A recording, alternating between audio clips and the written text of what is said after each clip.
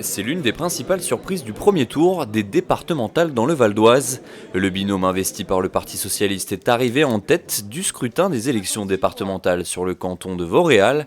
Jean-Pierre Muller et Sylvie Couchot ont obtenu 31,73% des suffrages.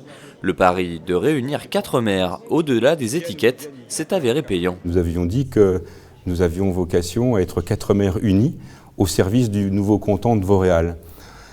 Sans fausse modestie, avec notre compétence, notre expérience, notre volonté de servir nos concitoyens, nous avions fait nos preuves. Et tout au long de la campagne, nous avons instruit à charge et à décharge, sans que nous soyons des procureurs, par rapport au bilan qui était celui de l'UVO-UMP sur le département. 3 conseillers généraux sortants étaient en lice sur ce canton. Il ne reste plus que le maire de Magny-en-Vexin en course désormais.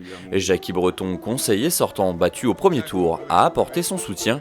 Objectif désormais, confirmer l'essai et remporter la victoire sur le canton pour battre le Front National, car c'est l'autre surprise de ce premier tour.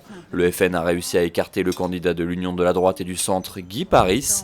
Denis Cornet et Thomas Le Breton ont obtenu 25,68% des voix. Le Vexin a apporté une grande partie des voix des candidats frontistes.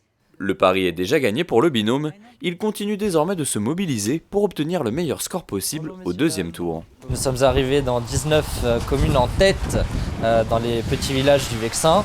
Et bien évidemment, nous allons poursuivre, nous l'espérons en tout cas, cette ascension au sein de ces communes-là.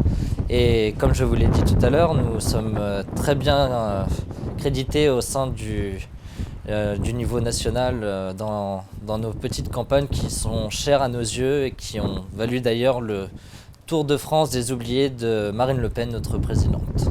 Les 36 000 électeurs du canton de Vauréal éliront leur nouveau binôme le 29 mars prochain. Au premier tour, 46% d'entre eux avaient fait le déplacement jusqu'aux urnes.